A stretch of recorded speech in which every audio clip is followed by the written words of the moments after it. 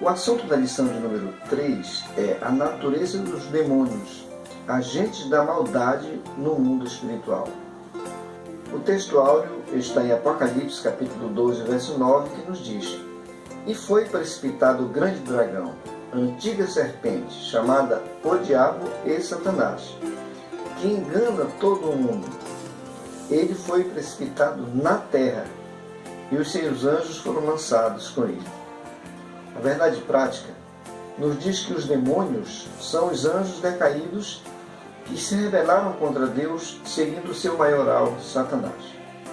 A leitura bíblica em classe nós encontramos em Apocalipse, capítulo 12, do verso 7 ao 10, que registra a batalha no céu entre Miguel e seus anjos e contra o dragão e os seus anjos. O objetivo geral dessa lição é conscientizar de que os demônios são anjos decaídos que se rebelaram contra Deus e o maioral deles é Satanás. Os objetivos específicos são os seguintes: primeiro é apresentar a origem dos demônios conforme as Escrituras. Segundo, é expor a respeito da batalha no céu. Terceiro, destacar o maioral dos demônios. E quarto, mostrar o poder de Jesus sobre os demônios. O ponto central desta lição é: Satanás e seus demônios se rebelaram contra Deus. No comentário nós temos inicialmente a introdução, que nos diz o seguinte: a demonologia é uma parte da angelologia, a doutrina dos anjos, porque tanto demônios quanto anjos são criaturas espirituais e invisíveis. A presente lição pretende mostrar a origem, a natureza e os objetivos dos demônios e do seu maioral. O primeiro ponto da lição vem tratar sobre a origem dos demônios. E o primeiro ponto vem falar sobre os anjos caídos e os demônios. O verso 9 da leitura em classe nos mostra que eles são os restantes dos anjos que seguiram Satanás após a sua rebelião contra Deus. Nós vimos que ele foi expulso e junto com eles ele levou 1/3 dos anjos que estavam do seu lado. O ponto 2 fala sobre a expulsão do querubim ungido. A Bíblia diz que Satanás é o maioral dos demônios. Maioral aqui não significa o demônio maior, mas aquele que orienta, né? É o líder daqueles outros, dos demônios, daqueles outros espíritos. Quem lidera é Satanás. Pode observar que todo serviço sujo nem sempre é o mandante que faz. Tem alguém que manda. Ele contrata pessoas e pessoas de baixa moral mais baixa vai lá e faz o serviço sujo que o contratante pediu. Ele mesmo nem aparece. Quem aparece são os contratados, são os responsáveis pelo serviço sujo. Isso é que ocorre também entre Satanás e os demônios. A Bíblia Sagrada muitas vezes se refere a eles como espíritos imundos. E são eles que fazem as opressões, as possessões nas pessoas, orientadas pelo seu principal, pelo seu maioral, pelo seu líder, que segundo as Escrituras é Satanás. Nós encontramos um texto em Mateus 12, 24 e o capítulo 25, verso 41. O terceiro ponto desse primeiro tópico fala os demônios na cultura pagã. Os termos gregos traduzidos por demônio no Novo Testamento são daimonion, quer dizer demônio, um deus, uma divindade. Para designar os deuses pagãos, Deuteronômio 37, 20, Deuteronômio 32, 17. Então, quando os hebreus se referiam às divindades pagãs, eles usavam essas expressões. E também uma outra expressão é daimon, que é um espírito mau, demônio. O segundo tópico da nossa lição número 3 trata da batalha no céu. O ponto 1 diz o arcanjo Miguel e o dragão. Isso nós encontramos no verso 7 da leitura em classe. Miguel é anjo, o príncipe dos filhos de Israel, na qualidade de arcanjo, de líder, e lidera uma guarnição angelical. Nós podemos ver as referências de Daniel 10, 13 e 21, Daniel 12, verso 1 e Judas, verso 9. Então, é Miguel quem lidera esta guarnição, esse esquadrão de seres angelicais para lutar contra Satanás e também os seus seguidores. O ponto 2 fala sobre a expulsão de Satanás, que também está no verso 8 da nossa leitura bíblica em classe. De uma forma ou de outra, a derrota do inimigo já está decretada, conforme revelou o próprio Senhor. Em Lucas capítulo 10, verso 18, Jesus diz: eu via Satanás como raio caindo do céu. A expressão eu via diz respeito a uma ação contínua. E isso mostra que Jesus contemplava em visão a queda de Satanás, enquanto os 70 pregavam o Evangelho. É importante também verificar que Jesus pode estar se referindo a um plano, a dimensão espiritual.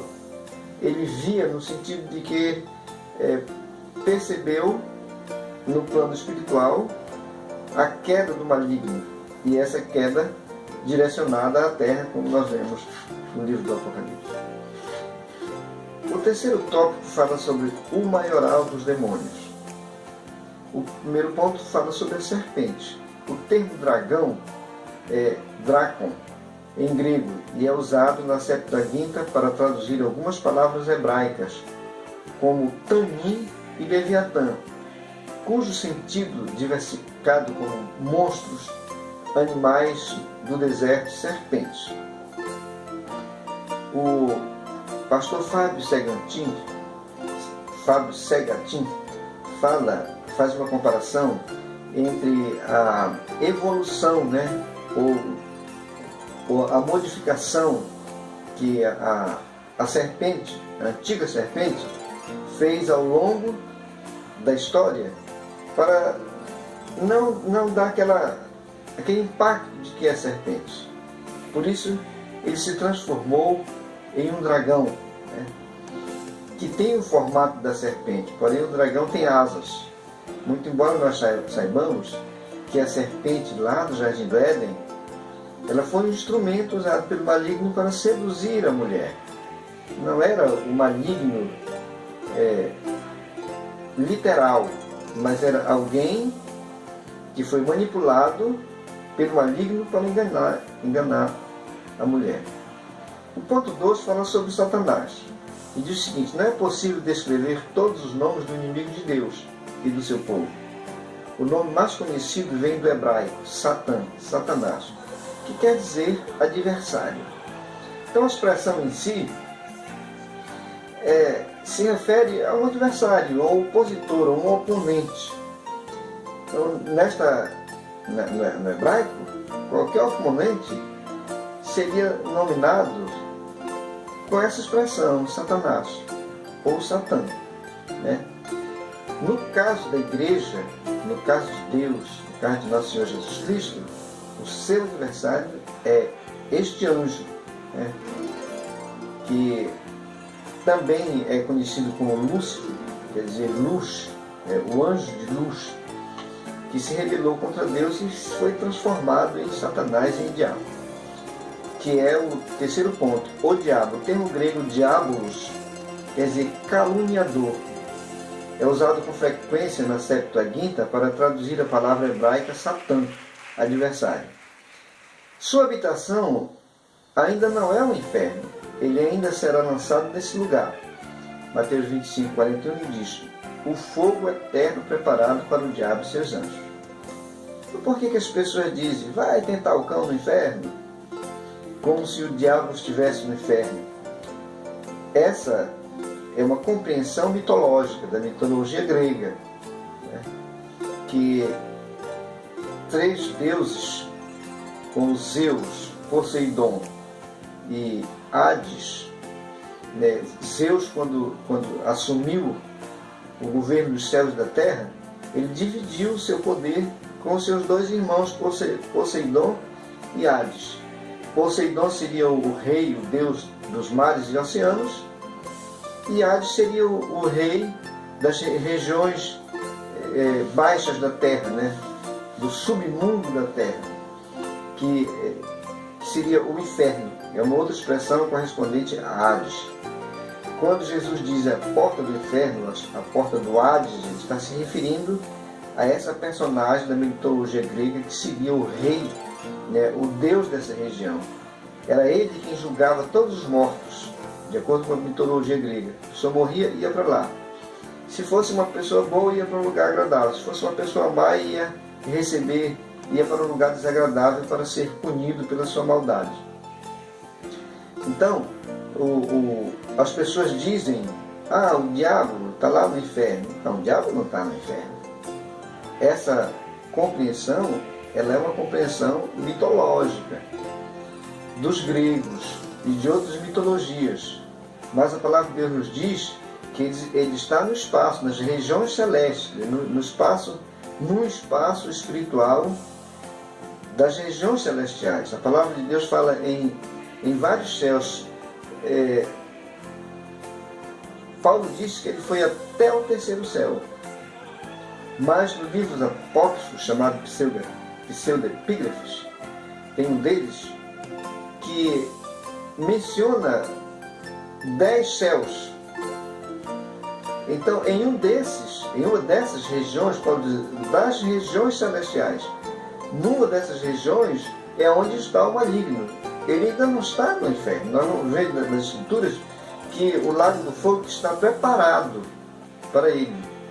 E no Apocalipse nós verificamos que ele vai ser preso no abismo.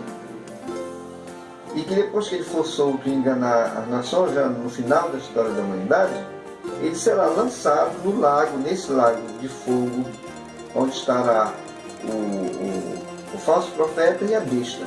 Então ele vai ser lançado junto lá. Então esta frase que se usa, esse jargão, que o diabo está no inferno, isso não é verdade. Pelo menos não é uma verdade encontrada nas Sagradas Escrituras. O quarto tópico desta lição fala sobre o poder de Jesus sobre os demônios. Demônio é uma coisa que assusta nós crentes, né? Principalmente quem já viu uma pessoa possessa. Entretanto, Jesus, ele tem toda a autoridade sobre todo o espírito. O ponto 1 diz, o contexto bíblico. Há relativamente pouco registro sobre os demônios no Antigo Testamento. A Septuaginta traduz 4 termos hebraicos por daimonion, que é demônio, e um por daimon, conforme Isaías 65:11.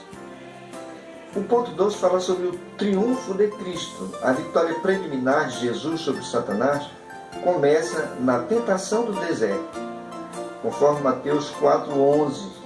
O inimigo fez 3 investidas contra o Senhor Jesus. Vejam como ele, sendo o principal, ele foi tentar o Senhor Jesus. E ele fez 3 investidas e o Senhor Jesus venceu todas as 3. Aí ele se afastou do Senhor, esperando uma ocasião mais oportuna, né? O diabo já está derrotado preliminarmente, conforme João 12:31. Chegou o momento de ser julgado este mundo, e agora o seu príncipe será expulso.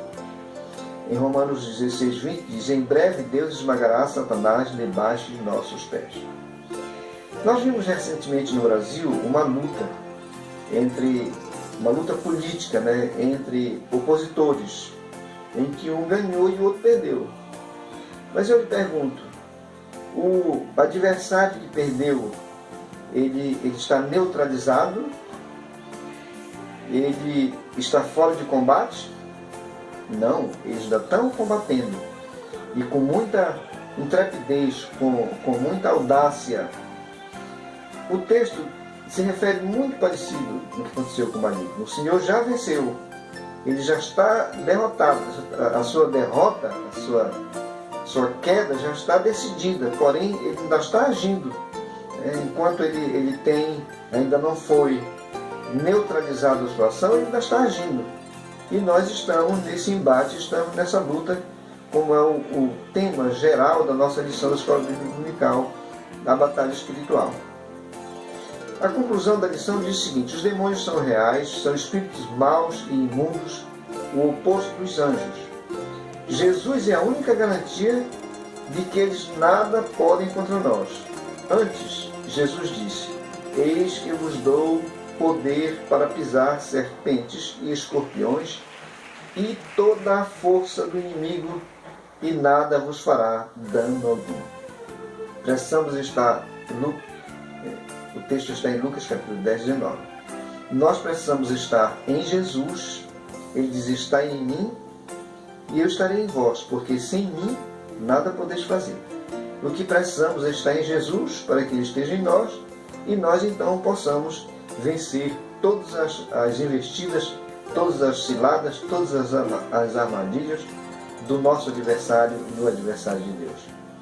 Te desejo um bom proveito desta lição. Leia esta lição, não leia só uma vez, confira os textos.